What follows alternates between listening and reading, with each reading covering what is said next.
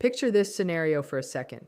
Weeks go by, maybe even months of total silence, and then out of nowhere, your phone buzzes. A single notification pops up on the screen. Just one short message from one very familiar name.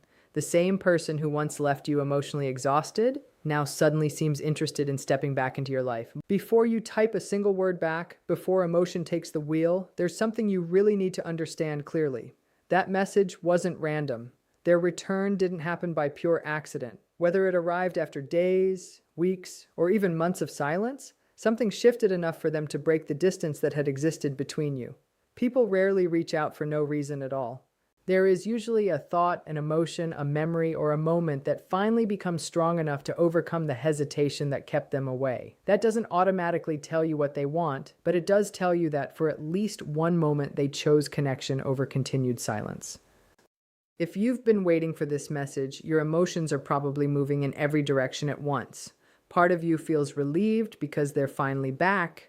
Another part feels anxious because you don't know what this message really means. Is it an apology? Is it curiosity? Is it loneliness? Are they testing the waters? Do they genuinely miss you? Or are they simply reaching out because something else in their life made them think of you? These questions are completely natural. When someone returns after creating distance, especially if they have a pattern of emotional withdrawal, it's easy to start imagining every possible outcome before you've even replied. Your heart wants reassurance, while your mind desperately tries to protect you from getting hurt again. This is why the next few moments matter far more than most people realize.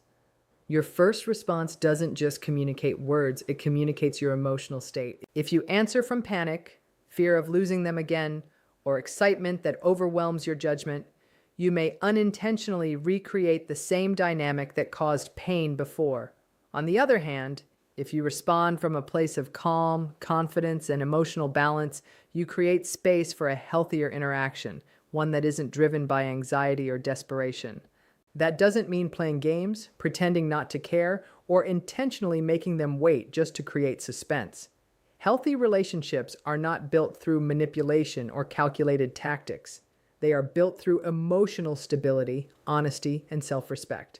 The goal isn't to make them chase you, it's to avoid abandoning your own emotional needs simply because they reappeared. Take a moment before you respond. Notice what you're feeling. Are you replying because you're genuinely ready to reconnect, or because you're afraid this opportunity will disappear forever if you don't answer immediately? Those are two very different motivations, and they often lead to very different conversations. Remember that one message doesn't erase everything that happened before. If the relationship ended because of repeated misunderstandings, inconsistent communication, broken trust, or emotional unavailability, those issues don't disappear simply because contact has resumed. A text can reopen a conversation, but it cannot by itself repair a relationship. That takes consistent actions over time. If this person has an avoidant attachment style, their return may reflect many different motivations. They may genuinely miss the connection. They may have reached a point where the distance no longer feels comfortable. They may simply be checking whether the relationship is still emotionally available, or they may still be unsure of what they truly want. Their first message alone rarely provides all the answers. That's why patience is so important. Instead of rushing to define the future based on one interaction, allow their actions over the coming days and weeks to reveal their intentions. Consistency will always tell you more than a single emotional moment. At the same time, don't forget that you also have a choice. Their message may feel significant, but it doesn't mean you must immediately return to the relationship exactly as it was before. You have every right to move slowly, ask questions, express your needs, and observe whether their behavior matches their words. The most powerful position you can be in is one where you're open to connection without becoming dependent on the outcome. That balance allows you to welcome meaningful conversations while still protecting your own emotional well-being. So yes, their message may represent an important turning point. It may be the beginning of healing, a chance for honest communication, or simply an opportunity to gain closure. But what determines the direction from here isn't just the fact that they reached out, it's the quality of what both of you choose to build next. Respond thoughtfully, not impulsively. Stay curious instead of making assumptions. Let actions carry more weight than promises. And remember that the strongest relationships aren't rebuilt through one dramatic message. They're rebuilt through trust, consistency, accountability, and two people who are equally willing to show up, one conversation at a time. What comes next might catch you more off guard than you'd expect. If you've ever experienced someone vanishing from your life only to resurface as though nothing ever happened, pay close attention right now, because grasping this dynamic can spare you months, sometimes even years, of emotional confusion and unnecessary pain. When a person like this finally breaks their silence, the first thing worth recognizing is this: they're not returning because they suddenly woke up and realized your worth. They're not reaching out because they experienced some profound emotional awakening or genuine remorse. And they certainly haven't transformed overnight into a more emotionally mature or self-aware version of themselves. More often than not, someone like this resurfaces because they need something. What they're really after is emotional supply. That supply shows up in plenty of different forms. It could be your attention, your validation, your admiration, your emotional reaction, your sympathy, your curiosity, or simply the reassurance of knowing they still have access to you whenever they decide they want it. Their silence was never truly about giving you space or peace, and their sudden reappearance isn't evidence of emotional growth or genuine change either. What drives their behavior is internal need, not authentic concern for how you're doing emotionally. It's worth pausing here to really sit with that idea, because it contradicts almost everything hope tends to whisper in these moments. Hope wants to believe that time apart changed something fundamental. Hope wants to believe that absence made them reflect, grow, mature into someone capable of the connection they couldn't offer before. And occasionally, in rare cases, some genuine reflection does happen. But far more often, what looks like growth is really just a temporary recalibration driven by circumstance, not a permanent internal shift. The difference between the two isn't always obvious right away, which is exactly why patience and observation matter more than any single message ever could. People who behave this way tend to operate in repeating emotional cycles, and silence is simply one phase of that cycle. Once one source of attention dries up, once life starts feeling stagnant, once they lose control somewhere else in their world, or once whatever emotional supply they've been getting elsewhere stops satisfying them, they start looking backward. They revisit people they once had emotional influence over, not out of love or genuine regret, but to test who's still emotionally available to them. This explains why their message so often feels bizarre or oddly timed. It can land at the strangest moments. Sometimes it shows up right as you're finally starting to heal. Sometimes it appears exactly when your attention has genuinely shifted elsewhere. It can even feel like they somehow sensed your growing emotional distance. In some ways, they really are unusually attuned to shifts in attention and attachment, though not in any healthy sense, more in a perceptive, self-serving way. Generally speaking, they don't come back because they miss you as an actual person. They come back because they miss what they used to get from you. They miss having emotional access. They miss the validation you provided. They miss the sense of influence they once held over your emotional state. What's crucial to understand here is that this kind of return is often fundamentally transactional. They're essentially testing whether emotional access is still on the table. If you respond warmly, they get their supply. If you respond angrily, they still get supply, just in a different form. Even a cold, dismissive response can signal to them that the connection isn't entirely closed off yet. In their mind, your emotional reactions carry real value. Your attention functions almost like currency. That's precisely why they tend to reach back out right when they sense that emotional currency slipping through their fingers. Their earlier disappearance fits this same underlying pattern too. When they go quiet, it's usually because their attention got pulled somewhere else. Maybe a different source of validation became more appealing for a while. Maybe they got absorbed in their own life circumstances, or maybe they used silence deliberately as a tool to regain control and stir up emotional uncertainty in you. Whatever the specific reason, that silence usually served their interests somehow, and once it stops serving them, they come back around. Their timing is rarely coincidental. They might reach out during moments when you're particularly emotionally vulnerable, around meaningful personal dates, or right when your confidence starts rebuilding itself. People operating this way often feel genuinely threatened the moment they sense they're losing psychological influence over someone they once had a hold on. So when they resurface, it's usually driven by self-interest rather than any real emotional accountability or authentic connection. This is exactly where a lot of confusion tends to creep in, because the message itself, frequently doesn't look harmful on the surface. It can even come across as kind, soft, or apologetic. But what actually matters isn't just the surface level wording, it's what's operating underneath it. When someone like this contacts you after a stretch of silence, that message is almost never spontaneous. Most of the time, it's calculated, deliberate, and carefully shaped to provoke a specific reaction from you. They're studying your emotional state. They want to know if you still care. They want to see whether you'll still respond emotionally to them. They're essentially measuring whether you remain accessible on an emotional level. Every single message carries some kind of intention behind it. Something as simple as, "Hey," or "How have you been?" can function as a test of whether you'll carry the emotional burden of reopening that conversation. A nostalgic message might be a way of checking whether old memories still stir something in you emotionally. A vulnerable sounding message, something like "I really needed to talk to someone," can be engineered specifically to test whether you'll still prioritize their emotional needs over your own established boundaries. Very little about this is genuinely random. People like this tend to remember emotional patterns with surprising precision. Over time, your reactions essentially become part of their internal mental map of you. They learn exactly what made you soften in the past. They learn what triggered guilt in you. They learn what kept you around longer than you probably should have stayed. They learn what made you over-explain yourself, chase closure, or re-engage emotionally even after putting up distance. The message itself functions as a kind of psychological tool. Reconnection isn't always the actual goal. Information often is. They want to know whether you're still emotionally affected by them. They want to know if you still think about them regularly. They want to see whether the silence actually caused you pain. They want to test whether that old access still exists in some form. Even your hesitation in responding gives them useful data. Replying immediately might signal that you're still emotionally available. A long emotional explanation might signal lingering attachment. Even visible anger can signal that they still hold real emotional weight in your inner world. Every reaction you give communicates something back to them. This is why these messages so often carry hidden emotional layers beneath the surface.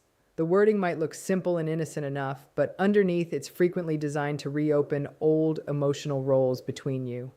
They might bring up shared memories from your past together. They might mirror the exact communication style you two once had. They might suddenly sound warm, caring, or wistfully nostalgic. But none of that is necessarily a genuine sign of real emotional depth or growth. These are often triggers deliberately designed to activate old familiarity and attachment patterns in you. In plenty of cases, silence ends the moment they need something again, whether that's attention, validation, reassurance, or simple emotional access. And the message they eventually send functions as the very first step in testing whether that access still exists for them. What matters most to someone like this typically isn't the depth of your feelings. What actually matters most is whether they can still influence those feelings. That's exactly why their outreach so often feels emotionally confusing to receive. One moment it seems genuinely caring, and the next it feels distant, inconsistent, or subtly manipulative underneath. Their communication tends to revolve around their own needs, rather than any real emotional honesty or transparency. Once you truly recognize this underlying pattern, you start viewing the entire situation through a completely different lens. When someone like this reaches out following a period of silence, your very first response becomes remarkably significant. People with this particular behavioral pattern tend to watch emotional reactions extremely closely. In a sense, they observe emotions almost like a system of patterns they're actively testing and analyzing. They notice timing, tone, vulnerability, hesitation, and any emotional openings you might reveal. Your initial reply often reveals far more than you might realize. Whether it's long or brief, emotional or neutral, immediate or delayed, all of it gets interpreted and assessed by them. If you respond right away, they might assume you're still emotionally accessible to them. If you respond with visible anger, they may still interpret that as a sign of continued emotional involvement. If you respond with sadness or open vulnerability, they may see it as an opening to influence or manipulate the emotional tone further. Even a neutral-sounding reply can carry meaning if it includes explanation, emotional context, or a hint of openness. This also explains why people like this tend to be so deliberate about timing. They understand the psychological impact of an unexpected reappearance. They know that most people react emotionally before they engage logically or rationally. They often count on emotional reflexes taking over rather than measured, careful thinking. They may be banking on old memories, loneliness, lingering pain, confusion, or hope kicking in faster than your personal boundaries can hold firm. When your reaction demonstrates that they still affect your emotional state, it gives them a real sense of control or confidence. It signals that emotional access might still genuinely be available to them. One especially important thing to understand is that they typically respond more to behavior than to actual words.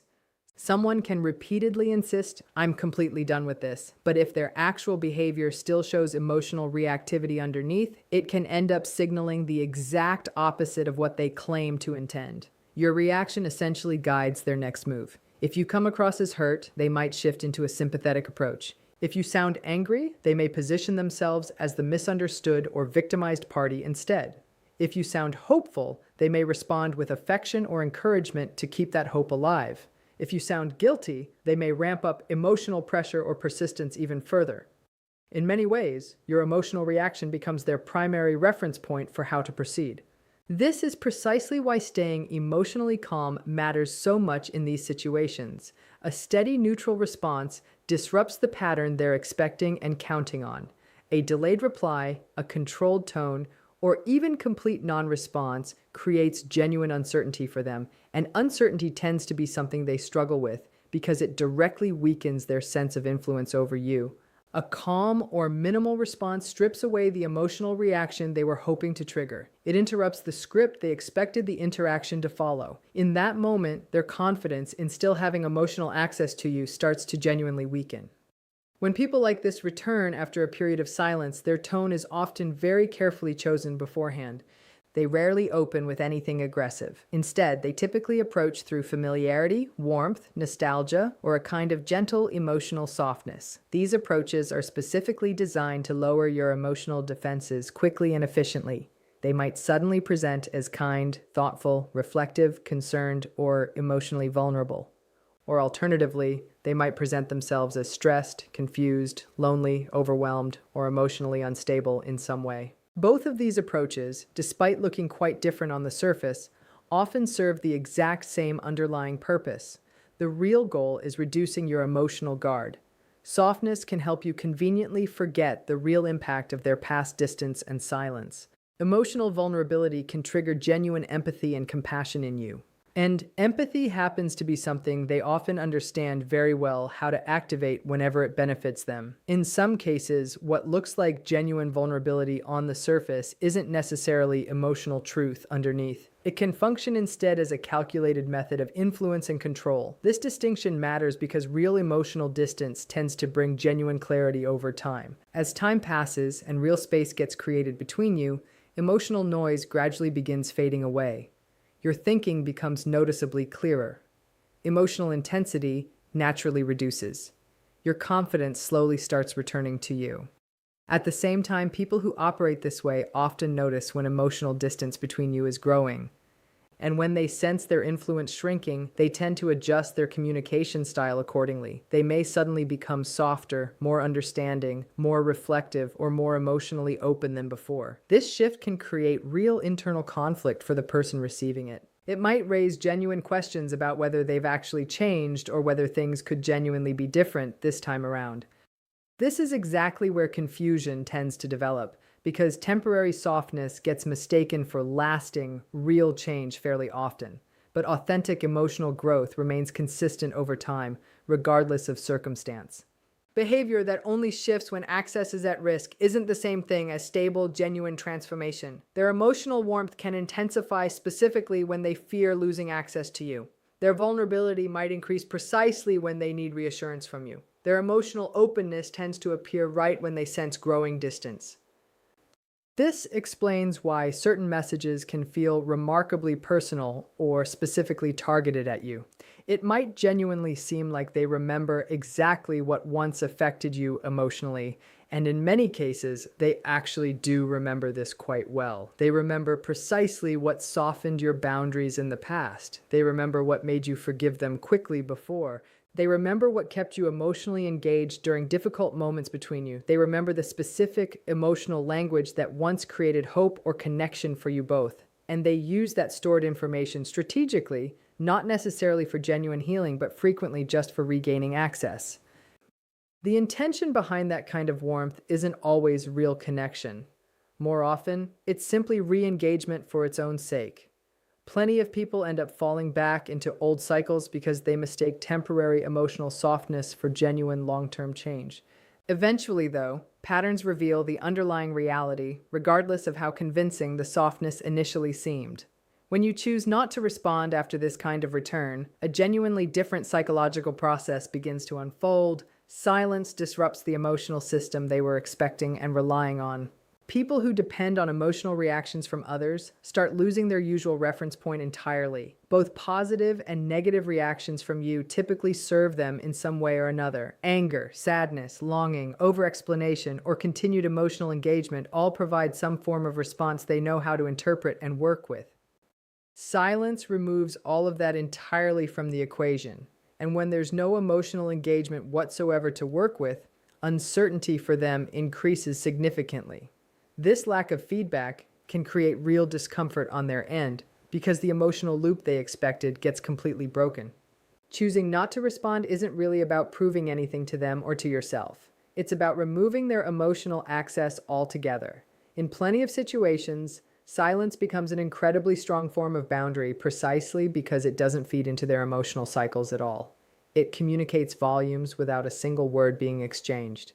It shows that your emotional energy is no longer being directed toward that particular connection. It demonstrates that your personal peace no longer depends on whether they're present in your life or absent from it. This can be genuinely difficult for people who rely heavily on emotional influence because silence strips away their sense of impact entirely. It introduces real uncertainty about their relevance and their emotional position in your life. At the same time, silence also protects your internal clarity in a meaningful way. Even small, seemingly harmless interactions can reopen old emotional confusion surprisingly fast. A single message can slowly reintroduce old emotional patterns you thought you'd moved past.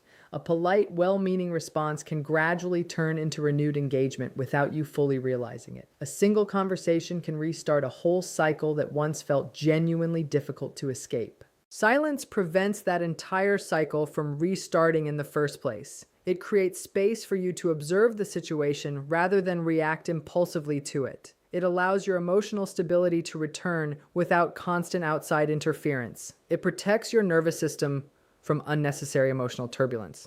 It creates real psychological space where genuine clarity can slowly return on its own timeline. And perhaps most importantly, silence becomes a boundary that doesn't require any justification or lengthy explanation on your part. You're not obligated to grant emotional access to someone who's repeatedly disrupted your peace of mind in the past. What makes silence such a genuinely powerful tool is that it gets interpreted very differently depending on someone's actual emotional maturity level.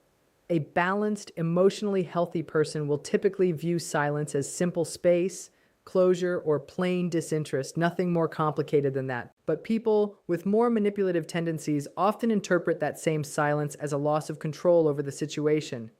This interpretation can lead them to increase their contact attempts, shift their emotional tone dramatically, or intensify their efforts to regain your attention by any means available. These reactions frequently reveal far more about them than their words ever could on their own. Because if their original intention was genuinely respectful, they would simply respect your distance without pushing back against it. When you notice persistence despite clear silence on your part, it usually signals emotional self-interest rather than any authentic understanding or respect for your boundaries. This is exactly why silence can expose someone's true intent remarkably quickly. It reveals their underlying motivation without requiring any direct confrontation on your part whatsoever. Although silence might feel genuinely uncomfortable at first, it typically supports real healing far more effectively than continued emotional engagement ever could. That's because real recovery requires actual distance from repeated emotional disturbance, and silence naturally creates exactly that kind of distance for you. Of course, there are situations where complete silence simply isn't realistic or possible. Some people share children together, workplace responsibilities, or other unavoidable points of contact that can't just be cut off entirely. In these particular cases, emotional neutrality becomes an incredibly strong form of protection instead. Emotional neutrality essentially means responding without emotional intensity, without exposed vulnerability, without visible anger, and without any emotional storytelling that risks reopening old attachment patterns. People with manipulative patterns tend to pay closer attention to emotional energy than to the actual words being used. They're tracking tone, urgency, emotional openness, and general psychological availability throughout any interaction. Neutral communication gives them remarkably little material to actually work with, and that alone immediately shifts the entire dynamic between you.